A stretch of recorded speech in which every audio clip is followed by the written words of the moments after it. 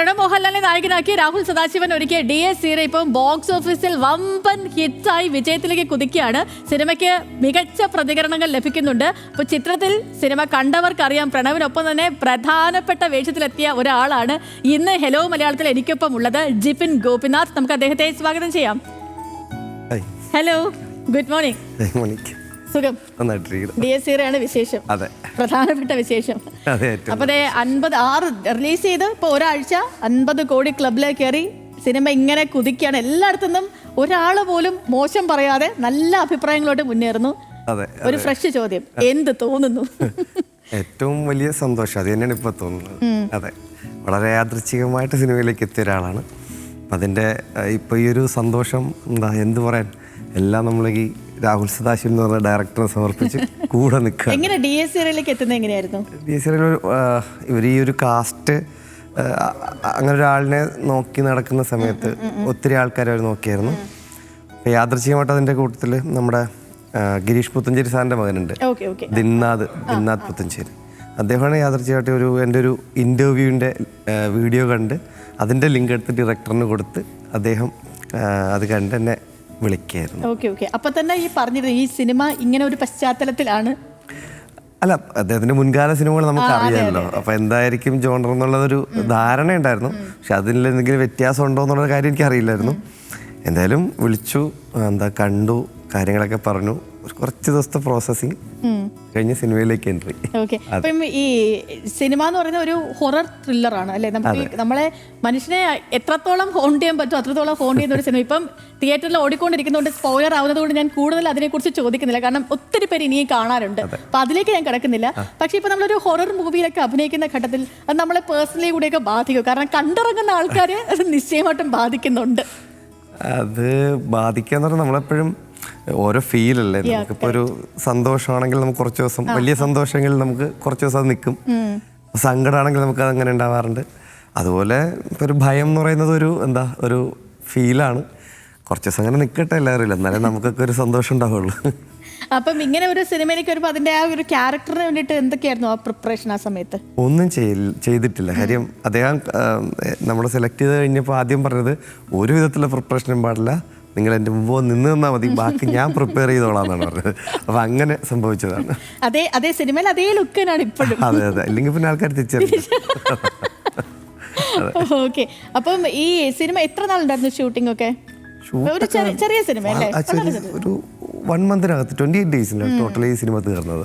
അധികം ഇപ്പം നമ്മൾ മറ്റു സിനിമയിൽ കാണുന്ന പോലെ ഒരുപാട് ലൊക്കേഷനുകളില്ല, ഒരുപാട് ക്യാരക്ടേഴ്സ് ഇല്ല, പരിമിതമായ ആളുകളെ ഉള്ളൂ. പെട്ടെന്ന് ഇപ്പം നമുക്ക് ഈ കണ്ടുകൊണ്ടിരിക്കുന്ന ആൾക്കാരെ മടുപ്പിക്കാതെ പെട്ടെന്ന് ആ കഥ പറഞ്ഞ് അവരെ മാക്സിമം പേടിപ്പിച്ച് അവരെ ഇല്ലാണ്ടാക്കി അവരെ തിരിച്ചുവിടുന്നു. അതെ, നാട്ടുകാർ പേടിക്കുന്ന കാണുമ്പോഴാണല്ലോ നമുക്കൊരു സന്തോഷം. സംഭവം ഏറ്റു. അതെ, നന്നായിട്ട് ഏറ്റിട്ടുണ്ട്.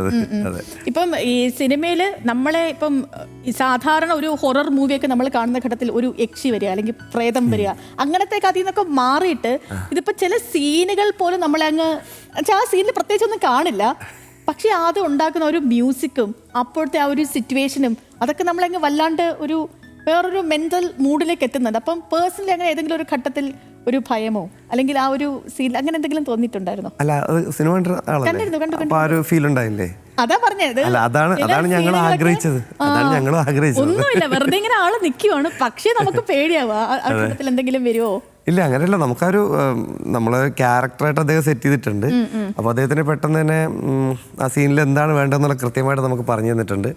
നമ്മളത് അത് കൊടുക്കുക എന്നുള്ളത് മാത്രമേ ഉള്ളൂ. കൃത്യമായിട്ട് പുള്ളി എന്ത് വേണം വേണ്ട എന്നുള്ളത് ആ ഒരു ധാരണ തന്നിട്ടുള്ളതുകൊണ്ട് ഇതിലെ ഓരോ ആക്ടേഴ്സിനും അത് കൃത്യമായിട്ടുള്ളൊരു മീറ്റർ ഉണ്ടായിരുന്നു. അതവരെല്ലാം കൃത്യമായിട്ട് ചെയ്തിട്ടുണ്ട്. അപ്പോൾ അതുകൊണ്ട് തന്നെ ആ ഒരു റിയാക്ഷൻസ് എല്ലാം ഇപ്പം ഈ ഞാനെന്ന് പറയുന്ന ക്യാരക്ടറിനുണ്ടാകുന്ന ഫീലായിരിക്കണം, അതിൻ്റെ ഡബിൾ ആയിരിക്കണം പുറത്ത് നമ്മൾ തിയേറ്ററിൽ നിന്ന് കാണുമ്പോൾ ഉണ്ടാവേണ്ടത്. അപ്പൊ അതാണ് അദ്ദേഹം വർക്കൗട്ട് ആക്കാൻ നോക്കിയത്. അത് വിജയിച്ചു തന്നെയാണ് വിശ്വാസം. അതെ, തീർച്ചയായും. ഇപ്പം ഈ അഭിനയിച്ചുകൊണ്ടിരിക്കുന്ന സമയത്ത് ഈ സംഭവം ഹിറ്റാണ്, ഇത് ഹിറ്റ് അടിക്കും എന്ന് തോന്നിയൊരു മൊമെന്റ് ഏതായിരുന്നു? ഈ സംഭവം ഹിറ്റാണെന്നുള്ളല്ല, സിനിമ തീർന്നപ്പോൾ ഡയറക്ടർ പറഞ്ഞിരുന്നത് 100% നമ്മൾ അടിക്കും, അതിൽ വേറെ ടെൻഷനൊന്നും വേണ്ട. കാര്യം ഇദ്ദേഹത്തിൻ്റെ മുൻകാല സിനിമകളൊക്കെ നമുക്കറിയാം. അപ്പോൾ ഇതിലെ സിനിമയിൽ ഒരു പ്രധാന വേഷം ചെയ്യുമ്പോൾ എനിക്ക് സ്വാഭാവികമായിട്ട് എനിക്കൊരു പേടിയുണ്ടായിരുന്നു. ഇദ്ദേഹത്തിന് ഇതുവരെ ഉണ്ടാക്കിയെടുത്തൊരു പേരുണ്ട്, അത് എൻ്റെ ഒരു പോർഷൻ വന്നിട്ട് അത് മൊത്തത്തിൽ സിനിമയെ ബാധിക്കുമോ, ഡയറക്ടറെ ബാധിക്കുമോ, ആ പ്രൊഡക്ഷനെ ബാധിക്കുമോ എന്നൊക്കെ ഉള്ളൊരു ടെൻഷൻ അത് സ്വാഭാവികമായിട്ട് ഉണ്ടാകുന്നതാണ്. ഒരു സീൻ ചെയ്യാൻ ഈ ഭൂതകാലവും ബ്രഹ്മയുഗവും കണ്ടിട്ട് ഈ ഒരു ഡയറക്ടറുടെ ഏതെങ്കിലും ഒരു സിനിമയിൽ ഒരു സീൻ ചെയ്യണമെന്ന് വല്ലാതെ ആഗ്രഹിച്ച് നടന്നൊരു ആളാണ്. അപ്പോൾ അതിങ്ങനെ ഒരു അവസരം കിട്ടി, അത് സിനിമയിൽ നിറഞ്ഞു നിൽക്കുന്ന ഒരു കഥാപാത്രമായിട്ട് ചെയ്യാൻ പറ്റി. സോ അപ്പോൾ ഒരു ആദ്യത്തെ ഷോ കഴിയുന്നവരെ എനിക്ക് അതിഭീകരമായ ടെൻഷൻ ഉണ്ടായിരുന്നു. ഞാൻ മിക്ക ദിവസവും ഡയറക്ടർ രാഹുലിനെ വിളിക്കുമായിരുന്നു, എനിക്ക് ടെൻഷൻ ഉണ്ടെന്ന് പറയും. ഒരു ടെൻഷനും വേണ്ട, നമ്മൾ അടിക്കും, ഒരു പ്രശ്നമില്ല, നന്നായിട്ട് വന്നിട്ടുണ്ടെന്ന് പറഞ്ഞ് സമാധാനപ്പെടുത്തും. സോ പിന്നെ ലാസ്റ്റിൽ ഇപ്പോൾ ആദ്യത്തെ പ്രിവ്യൂ ഷോ കഴിഞ്ഞിട്ട് കണ്ടു കഴിഞ്ഞപ്പോൾ തന്നെ മനസ്സിലായി സംഭവം. അല്ലല്ല, അപ്പൊ എനിക്ക് ഉണ്ടായ സന്തോഷത്തിനപ്പുറത്തേക്ക് സമാധാനമായിരുന്നു. സംഭവം അടിച്ചിട്ടുണ്ട്. അപ്പൊ ഇപ്പൊ ചേട്ടനെ ആദ്യമായിട്ട് കാണുന്ന ടൈമിൽ ഈ ക്യാരക്ടറൊക്കെ പറയുമ്പോഴത്തേനും ഈ ഒരു മുഴുനീള കഥാപാത്രമാണ്. ഇപ്പം മുഴുനീള കഥാപാത്രമാണ് സിനിമ തുടക്കം തൊട്ട് ഒടുക്കം വരെ. അതിലെ ടൈറ്റിൽ റോൾ ചെയ്യുന്ന ആളിനോടൊപ്പം തന്നെ നിൽക്കുന്ന പ്രധാനപ്പെട്ട ഒരു കഥാപാത്രം, സിനിമ കണ്ടിറങ്ങിയാൽ നമ്മുടെ മനസ്സിൽ നിൽക്കുന്ന ഒരു കഥാപാത്രം. അപ്പം അതിനെക്കുറിച്ച് ഒരു ക്ലാരിറ്റി ഉണ്ടായിരുന്നു, ഇത്രയും ഇങ്ങനെയായിരിക്കും എൻ്റെ റോളെന്ന്? അല്ലെ, പ്രധാന ക്യാരക്ടറാണെന്ന് പറഞ്ഞിരുന്നു. പക്ഷെ അതിനെപ്പറ്റി എവിടെയും സിനിമ റിലീസാവുന്നവരെ റിവീൽ ചെയ്തിരുന്നില്ല. പിന്നെ ഷൂട്ട് തുടങ്ങുന്ന സമയത്തിന് ഇപ്പോൾ എനിക്കതിൻ്റെ ഫുൾ സ്ക്രിപ്റ്റ് വായിച്ചിട്ടുള്ളത് ഞാനും പ്രണവും മാത്രമാണ് പടത്തിൻ്റെ. അപ്പോൾ ഫുൾ സ്ക്രിപ്റ്റ് തന്നപ്പോൾ തന്നെ മനസ്സിലായി, സാറിൻ്റെ സംഭവം അനുസരിച്ചിട്ടാണെങ്കിൽ മുഴുവനായിട്ട് ഇപ്പോൾ വേറെ ക്യാരക്ടേഴ്സ് ഇങ്ങനെ മിക്ക സിനിമകളിലും ഇപ്പം അങ്ങനെ തന്നെയാണ്. അപ്പോൾ സ്വന്തം ഭാഗം മാത്രമാണ് പറഞ്ഞു കൊടുത്ത് അതിൻ്റെ മുന്നിലെന്ന് പറയുന്നത്. ഇതിപ്പോൾ എനിക്ക് കൃത്യമായിട്ട് ആദ്യമേ സ്ക്രിപ്റ്റ് തന്നിരുന്നു, ഒന്ന് വായിച്ച് വെച്ചേക്കാൻ വേണ്ടി മാത്രം. അത് അതാ പറഞ്ഞത്, പ്രിപ്പയർ ചെയ്തതെന്ന് പറഞ്ഞു, ഒന്ന് ഇത് മൊത്തം അറിഞ്ഞിരിക്കും. അപ്പോൾ അത് വായിക്കുമ്പോൾ നമുക്കറിയാം ക്യാരക്ടർ ഒരു അമ്മാതിരി ലെങ്ത് ഉണ്ട്, അതിന് പെർഫോം ചെയ്യാൻ സ്ഥലമുണ്ട് എന്നുള്ളത്. പക്ഷെ അത് വായിച്ചു കഴിഞ്ഞപ്പോഴും ഇതെനിക്കൊരു ഇതിൽ എവിടെയാ ഹൊറർ എന്ന് ഞാൻ ചിന്തിച്ചിരുന്നു. കാര്യം പുള്ളി എഴുതി വെച്ചേക്കുന്ന മാത്രമേ ഉള്ളൂ. ബട്ട് നമ്മളിന്നിപ്പോൾ തിയേറ്ററിൽ കാണുന്ന സിനിമ പൂർണ്ണമായിട്ടും പുള്ളിയുടെ ഉള്ളിലുണ്ടായിരുന്നു. അത് ഇതേ വിഷ്വലാണ് പുള്ളിയുടെ ഉള്ളിലുണ്ടായിരുന്നത്. അത് ഞങ്ങൾ അവിടെ ചെയ്യും. ഈ മ്യൂസിക്കും കാര്യങ്ങളൊക്കെ അതിന് ശേഷം വരുന്നതാണല്ലോ. ഈ മ്യൂസിക്കിൻ്റെ ഒന്നും സപ്പോർട്ടില്ലാതെയാണ് ഞങ്ങൾ അവിടെ അഭിനയിക്കേണ്ടത്. അത് ഹൊററായാലും എന്ത് ഫീലായാലും. അപ്പോൾ അത് കൃത്യമായിട്ടുള്ള അളവിൽ അദ്ദേഹം അവിടെ ചെയ്യിച്ചിരുന്നു. ഇതെല്ലാം ഈ മേമ്പടി പോലെ ബാക്കിയെല്ലാം ചേർന്നപ്പോൾ ഇങ്ങനെ ഒരു സംഭവമായിട്ട് മാറി. അതെ അതെ അതെ, കുറേ സംഭവങ്ങൾ ഇതിൽ ട്രൂ ആണ്. ഓക്കെ, ഇനിയിപ്പം മെയിൻ ക്യാരക്ടർ പ്രണവ് മോഹൻലാലായിട്ടുള്ളൊരു എക്സ്പീരിയൻസ് ഫസ്റ്റ് ടൈം ആണ് പ്രണവായിട്ട് ആദ്യമായിട്ട്? സിനിമയുടെ ഫസ്റ്റ് ഡേയിൽ തന്നെയാണ് ഞാൻ ആദ്യമായിട്ട് പുള്ളി മീറ്റ് ചെയ്യുന്നത്. ഒരു ചിൽ ഒരു മനുഷ്യൻ, ഒരു നൈസ് ഗൈ, അത്രേ ഉള്ളൂ അത്രേ ഉള്ളൂ. ഈ അഭിനയിക്കുന്ന ടൈമിലൊക്കെ നിങ്ങൾ നല്ല ഭയങ്കര കാര്യം. രണ്ടാമത്തെ ദിവസം ഞങ്ങൾക്ക് മനസ്സിലായി ഞങ്ങൾ കൂട്ടുകൂടേണ്ടവരാണെന്നുള്ളൊരു ധാരണ ഞങ്ങൾക്ക് കിട്ടി. അതിപ്പോൾ സിനിമയ്ക്ക് വേണ്ടി മാത്രമായിരുന്നില്ല, നല്ലൊരു എപ്പോഴും നമുക്കൊരു കോമ്പോ സീൻസ് വർക്ക് ആവണമെങ്കിൽ പരസ്പരം ഒരു സിങ്ക് വേണം. ആ സിങ്ക് പെട്ടെന്ന് തന്നെ കിട്ടി. അതൊരു കോ ആർട്ടിസ്റ്റ് എന്നതിനപ്പുറത്തേക്ക് നല്ലൊരു കൂട്ടുകാരൻ എന്നുള്ള നിലയ്ക്കാണ് ഉണ്ടായത്. അതിപ്പോഴും നമ്മളങ്ങനെ ഒരു കമ്പനി മെയിൻറ്റെയിൻ ചെയ്ത് പോവുകയാണ്. ഈ ഷൂട്ടിൽ സെറ്റിൽ എപ്പോഴെങ്കിലും ലാലേട്ടൻ വിസിറ്റ് ചെയ്യുമോ, അങ്ങനെ എന്തെങ്കിലും ചെയ്തിട്ടുണ്ടായിരുന്നോ? ഇല്ല, ലാൽ സാറിന് വന്നിട്ടൊന്നുമില്ല. ഇല്ല. ഓക്കെ, ഇതിന്റെ ഇപ്പം ക്ലൈമാക്സിലേക്കൊക്കെ വരുന്ന സമയത്ത് ഒരു ഫൈറ്റ് സീനും കാര്യങ്ങളൊക്കെ ഉണ്ട്. അപ്പൊ അതിനെന്തെങ്കിലും ഒരു പ്രത്യേകിച്ച് ഒരു പ്രിപ്പറേഷനോ? എല്ലാം അവിടെ തന്നെയാണ്, ആ മൊമെന്റിൽ പ്രിപ്പയർ ചെയ്യുന്നത് തന്നെയാണ്. ഫൈറ്റ് മറ്റേ കലൈ കിങ്സൺ മാസ്റ്റർ ആയിരുന്നു, പുള്ളിയാണത് കൊറിയോ ചെയ്തിട്ടുള്ളത്. അപ്പോൾ എല്ലാം നമ്മുടെ സ്പോട്ടിൽ ചെയ്ത സാധനങ്ങളാണ്. ഇപ്പം ഈ സിനിമയിലൊരു സ്പിൻ ഓഫ് വരാൻ സാധ്യത ഉണ്ടെന്ന് രാഹുൽ സദാശിവൻ തന്നെ പല ഇതിലും പറഞ്ഞിട്ടുണ്ടായിരുന്നു, ഇന്റർവ്യൂകളിലൊക്കെ പറഞ്ഞിട്ടുണ്ടായിരുന്നു. അപ്പോൾ അങ്ങനെ നമുക്ക് സിനിമ കണ്ടവർക്കറിയാം പല കാര്യങ്ങളും പലതൊക്കെ കണക്റ്റഡ് ആണ്, പരസ്പരം കണക്റ്റഡ് ആണെന്ന്. അതെ അതെ, അത് സിനിമയിൽ അതെനിക്ക് ഷൂട്ടൊക്കെ കഴിഞ്ഞപ്പോഴാണ് എനിക്ക് മനസ്സിലായത് ഇങ്ങനെ കണക്ഷൻ ഉണ്ട്, സാധ്യതകളുണ്ട് എന്നുള്ളത്. ഇനി അതൊക്കെ ഇനി പലതും സംഭവിക്കുമോ, എന്താണ് ഈ ക്യാരക്ടേഴ്സൊക്കെ ഇനി അപ്പുറത്തേക്കൊക്കെ വരുമോ, ഡയറക്ടറിന് മാത്രമേ അറിയുള്ളൂ. ക്ലൈമാക്സ് നിർത്തിയിരിക്കുന്നത് തന്നെ നമ്മളെയൊക്കെ ഒന്ന് ആശങ്കപ്പെടുത്തിക്കൊണ്ട്. അപ്പോൾ ഒരു സെക്കൻഡ് പാർട്ടൊക്കെ പ്രതീക്ഷിക്കാൻ തോന്നുന്നു അല്ലേ? നമുക്ക് ആർക്കും വേണം എന്തോണോ പ്രതീക്ഷിക്കാൻ, ഡയറക്ടർ പ്രൊഡ്യൂസർ തീരുമാനിച്ചോട്ടെ എന്നുള്ളതാണ്. ഓക്കെ, അപ്പം ഈ സിനിമയിലേക്കുള്ള എൻട്രി എങ്ങനെയായിരുന്നു? ഈ സിനിമയിലേക്കുള്ള അതൊരു എൻട്രി എന്ന് പറഞ്ഞാൽ ഇപ്പോൾ ഒരു ട്രാവൽ എന്ന് തന്നെ പറയാം. വളരെ ചെറിയ സമയം തൊട്ട് ചെറിയ പ്രായത്തിൽ ഓഡിഷൻസൊക്കെ അറ്റൻഡ് ചെയ്യുന്നത്, ബാലതാരങ്ങൾ ആവശ്യമുണ്ട് എന്നുള്ള ആ ഒരു പത്രപരസ്യം മുതലുള്ള യാത്രയാണ്. അത് കഴിഞ്ഞ് സ്കൂളിൽ ഈ നാടകം, കലോത്സവം പരിപാടികളായിട്ട് പോകുന്നു. അത് കഴിഞ്ഞ് കോളേജിൽ MG കോളേജിലാണ് പഠിച്ചത്. ഈ പറഞ്ഞ ലാൽ സാറിൻ്റെ ലാലേട്ടൻ പഠിച്ച അതേ കോളേജിലാണ് നമ്മളും ഡിഗ്രിയൊക്കെ പഠിച്ചത്.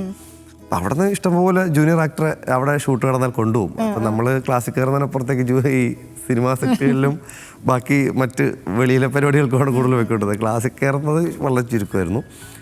അപ്പം അങ്ങനെ കുറേ ആൾക്കാരെ പരിചയപ്പെട്ടു, കുറേ ജൂനിയർ ആക്ടറായിട്ട് കുറേ സിനിമകളിൽ വർക്ക് ചെയ്തു. അതൊക്കെ ഒരു എക്സ്പീരിയൻസ് ആയിരുന്നു. അപ്പോൾ അത് കഴിഞ്ഞ് ജോലി കിട്ടി. ജോലിയൊക്കെ കിട്ടിയതിന് ശേഷമാണ് ആക്റ്റീവായിട്ട് സിനിമയിലേക്ക് പലരെയും കിട്ടി. ഞാൻ തിരുവനന്തപുരം കമ്മീഷണർ ഓഫീസിലാണ് ജോലി ചെയ്തിരുന്നത്. ആ സമയത്ത് സിനിമയുടെ പെർമിഷനുമായിട്ട് ബന്ധപ്പെട്ട് ഇഷ്ടംപോലെ കൺട്രോളേഴ്സും ഡയറക്ടേഴ്സൊക്കെ വരുമായിരുന്നു. അങ്ങനെ നമുക്ക് സിനിമയോടുള്ള ഇഷ്ടം കൊണ്ട് ഇവർക്കൊക്കെ ഒരു ബുദ്ധിമുട്ടുണ്ടാക്കാതെ വളരെ പെട്ടെന്ന് ചെയ്തു കൊടുക്കാൻ ഇവരെ തന്നെ പറഞ്ഞു വിട്ടിട്ട് ഞാൻ നോക്കിക്കോളാം ചേട്ടാ എന്നുള്ള രീതി ആ ലൈൻ പിടിച്ചാണ് കുറേ ബന്ധങ്ങളുണ്ടായി. പക്ഷെ അതൊരിക്കലും സിനിമ എനിക്ക് അഭിനയിക്കുക എന്നുള്ള ലക്ഷ്യത്തിലല്ല, സിനിമ ഒന്ന് പെട്ടെന്ന് അവിടെ നടക്കണം എന്നുള്ളത് മാത്രമേ ഉണ്ടായിരുന്നുള്ളൂ. പിന്നെ പല സൗഹൃദങ്ങളും അങ്ങനെ ഉണ്ടായി. അത് പല സിനിമകളിലേക്കും എത്തിച്ചു. ആദ്യമായിട്ട് നമ്മുടെ സുനിൽ ഇബ്രാഹിം സാറിൻ്റെ അദ്ദേഹത്തെ ഇതുപോലെ അവിടെ ഒരു പെർമിഷൻ്റെ കാര്യമായിട്ട് അദ്ദേഹത്തെ ഒന്ന് പരിചയപ്പെട്ടതാണ്. പിന്നെ ഒരു ഓഡിഷനും കാര്യമൊക്കെ ഉണ്ടായിരുന്നു. അവസാനം നല്ലൊരു ക്യാരക്ടർ ആദ്യമായിട്ട് ചെയ്യുന്നത് വൈയിലാണ്. 2016 മൂവിയാണ്. അത് പുതുമുഖങ്ങൾ വെച്ചിട്ടൊക്കെ ചെയ്ത പടമാണ്. അല്ലാണ്ട് ത്രൂ ഔട്ട് ഒരു ക്യാരക്ടർ ഞാൻ ആദ്യമായിട്ട് ചെയ്യുന്നത്. അവിടെ നിന്ന് ഇങ്ങോട്ട് പിന്നെ ഓരോരുത്തരും ഇതൊക്കെ കണ്ടു, ചെറിയ ചെറിയ പരിപാടികൾ തന്നു, ചെയ്ത് ഇപ്പോൾ ജോലി ഒപ്പം കൊണ്ടുപോകുന്നുണ്ടോ അതോ? ഞാൻ അറിയില്ല, പോലീസുകാരനാണ്. അപ്പോൾ 5 കൊല്ലത്തേക്ക് ലീവ് എടുത്തു. ഇപ്പൊ 2 കൊല്ലം ആയി ലീവായിട്ട്.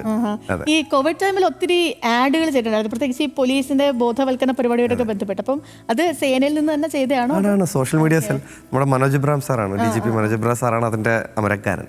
അപ്പൊ അദ്ദേഹത്തിന്റെ ഐഡിയ ആയിരുന്നു. നാട്ടുകാർ ഇങ്ങനെ വീട്ടിലിരിക്കുന്ന ടൈമിൽ അവർക്കൊരു ഭയങ്കര ഭീതിയായിരുന്നു. അപ്പൊ നമുക്ക് ആ ഒരു ഭീതി വേണ്ട, നമ്മളൊരു ജാഗ്രത കാണിച്ചാൽ മതി. ആ ഒരു ക്യാമ്പയിൻ പോലെ ഞങ്ങൾ ചെയ്ത വീഡിയോസ് ആയിരുന്നു. അത് വല്ലാത്ത ഹിറ്റായിരുന്നു. ഭീകരമായിട്ട് ആൾക്കാരിലേക്ക് നമ്മൾ എത്താനൊരു ഭയങ്കര സഹായകമായി. അത്രേ ഉള്ളൂ. അത് അരുൺ ബിറ്റി എന്ന് പറഞ്ഞിട്ട് നമ്മുടെ സുഹൃത്ത്, അവനാണ് ഡയറക്റ്റ് ചെയ്തത്.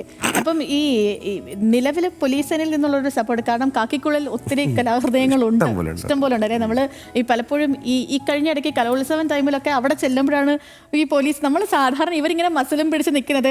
ഇപ്പം ഇവിടെയൊക്കെ രാവിലെയൊക്കെ ഇറങ്ങുമ്പോഴത്തേക്ക് ചെക്കിങ്ങും കാര്യങ്ങളൊക്കെ എല്ലായിടും ഉണ്ട്. രാവിലെ നിൽക്കും, അങ്ങനത്തെ ഒരു മൂഡാണ് പലർക്കും. എന്താവി പോകുന്നു. ഓക്കെ, അപ്പൊ അങ്ങനത്തെ ഒരു ഫീലൊക്കെയാണ്. പക്ഷെ നമ്മളൊരു കലോത്സവം അല്ലെങ്കിൽ ഒരു ഇവന്റിലൊക്കെ പോകുമ്പോഴാണ് ഇവരൊക്കെ എന്ത് സ്വീറ്റ് ആണെന്ന് മനസ്സിലാവുന്നത് പോലീസുകാരെ. സാഹചര്യമല്ലേ, നമുക്കിപ്പോ നിൽക്കേണ്ട ഒരു പോലീസുകാരൻ യൂണിഫോം ഇട്ട് നിന്ന് കഴിഞ്ഞാൽ അദ്ദേഹത്തിന്റെ ജോലി എപ്പോഴും അങ്ങനെയാണ്, പബ്ലിക്കിന്റെ ഇടയിലാണ്. ഓരോ സിറ്റുവേഷൻ അനുസരിച്ചിട്ട് ബിഹേവ് ചെയ്യുക എന്നുള്ളതേ ഉള്ളൂ. ചിലപ്പോ ഒന്ന് ഇപ്പൊ ഈ പറഞ്ഞ പോലെ ഇത്രയും ഹാർഡായിട്ട് നിൽക്കേണ്ടത് ഹാർഡായിട്ട് നിൽക്കണം അല്ലേ? അത് ഈ പറഞ്ഞത് തെറ്റൊന്നുമല്ല. കാര്യം അതൊരു സാധാരണ മനുഷ്യന്റെ ചിന്താഗതിയാണ്. അതിലൊരു പൊളിറ്റിക്സ് കാണേണ്ട ആവശ്യമൊന്നുമില്ല. അത് സത്യമായിട്ടുള്ള കാര്യമാണ്, നമുക്ക് വളരെ അറിയാവുന്നതാണ്. മനുഷ്യരാണ് ആത്യന്തികമായിട്ട് ഇതിനകത്ത് നിന്നുള്ളത്. ഇതുപോലെ നമ്മളെപ്പോലെ മീൻസ് ഞാൻ എന്ന എൻ്റെ ഡിപ്പാർട്ട്മെൻറ്റിൻ്റെ ഉള്ളിലുള്ള ഓരോരുത്തരും സാധാരണക്കാരായ മനുഷ്യരാണ്. ഇതുപോലെ ഫാമിലിയുണ്ട്, പിള്ളേരുണ്ട്, എല്ലാവിധ മാനസിക വികാരങ്ങളും ഉള്ളവരാണ്. ആ ഒരു ചിന്ത അവിടെ നിന്നും കൂടെ കിട്ടിയാൽ നല്ലതാണ്, അപ്പുറത്തുനിന്നും കൂടെ കിട്ടണം. ഇപ്പം ഈ സിനിമയ്ക്കുള്ളിൽ ഇപ്പം വന്നിട്ട് കുറച്ചധികം വർഷങ്ങളായി സിനിമാ മേഖലയിൽ വന്നിട്ട് ഒരുപാട് സിനിമകളിലൂടെ നമ്മൾ മുഖം കണ്ടിട്ടുണ്ട്. പക്ഷെ എനിക്ക് തോന്നുന്നു ഇപ്പം മുഴുനീള കഥാപാത്രം എനിക്ക് തോന്നുന്നു DS സീരിയലാണോ? DS സീരിയലാണ് ഒരു പ്രാധാന്യം, ഇത്ര ഇമ്പോർട്ടൻസ് കിട്ടുന്നത് DS സീരിയലിൽ തന്നെയാണ്. ഒരു പെർഫോം ചെയ്യാനും അതുപോലെ ഒരു സ്ക്രീൻ ടൈമും ഇമാതിരി കിട്ടുന്നത് ആദ്യമായിട്ട് DS സീരിയലാണ്. അത് ഈ DS സീരിയലിലേക്ക് വരുമ്പോഴേ നമ്മൾ ഈ പറഞ്ഞ പോലെ മറ്റു സിനിമകളിലൊക്കെ ഒത്തിരി കഥാപാത്രങ്ങളുണ്ടല്ലോ, ഇതിൽ പക്ഷേ ചുരുക്കം. ഇപ്പൊ എനിക്ക് തന്നെ ഇരുന്ന് പറയാം, അത് കണ്ടതുകൊണ്ട് ആരൊക്കെയാണ് അതിലെ കഥാപാത്രം, വിരളിൽ എണ്ണാവുന്ന കഥാപാത്രങ്ങളേ ഉള്ളൂ. അപ്പോൾ അതുകൊണ്ട് ഇപ്പോൾ സെറ്റിൽ ചെല്ലുമ്പോൾ ഇത്ര പേരേ ഉള്ളൂ. നേരത്തെ സ്ക്രിപ്റ്റ് വായിച്ചിരുന്നു പറഞ്ഞു, പക്ഷേ ഇത്ര പേരേ ഉള്ളൂ.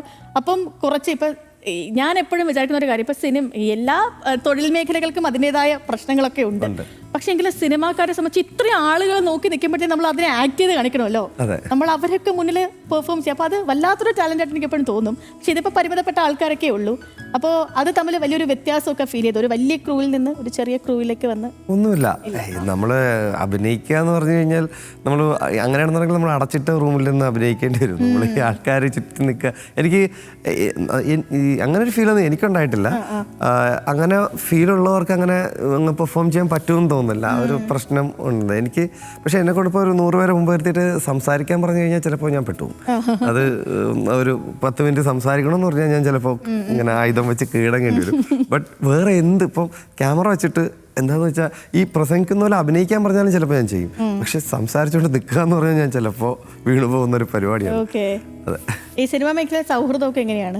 നല്ലതാണ്, എല്ലാവരും കൂട്ടാണ്, ഭയങ്കര നല്ലതാണ്. എല്ലാവരുമായിട്ട് ബന്ധങ്ങളൊക്കെ കീപ്പ് ചെയ്യുന്ന കൂട്ടത്തിലാണോ? കീപ്പ് ചെയ്യണമല്ലോ, മീൻസ് അതൊരു നമ്മുടെ ആവശ്യത്തിനപ്പുറത്തേക്ക് സൗഹൃദങ്ങൾ ഇപ്പോൾ സിനിമയിൽ മാത്രമൊന്നുമില്ല, പോലീസുകാർ കൂട്ടുകാർ ഉണ്ട്, എൻ്റെ നാട്ടിലുള്ള കൂട്ടുകാരുണ്ട്, എല്ലാവരുമായിട്ടും ഒരേപോലെ എൻ്റെ സൗഹൃദങ്ങളെ ഞാൻ കീപ്പ് ചെയ്തു. തിരുവനന്തപുരത്ത് കോലിയക്കോട് എന്ന് പറയും. കോലിയക്കോട് കൃഷ്ണൻ നായർ. അതെ അതെ, എൻ്റെ അടുത്ത ആളാണ്, ബന്ധുവാണ്.